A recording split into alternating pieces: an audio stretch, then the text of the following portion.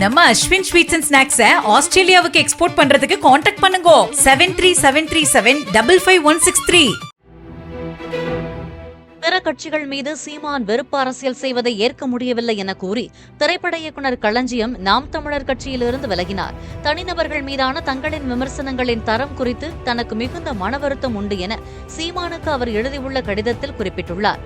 கட்சியின் உறுப்பினர்களே சக கட்சியினர் மற்றும் ஆதரவாளர்கள் மீது வெறுப்பு அரசியலை கையாள்வதை தன்னால் ஏற்றுக்கொள்ள முடியவில்லை எனவும் கருத்து வேறுபாடுகளுடன் நாதகவில் தொடர்ந்து பயணிப்பது ஆரோக்கியமானதாக இருக்காது என்பதால் விலகுவதாகவும் அவர் கூறியுள்ளார்.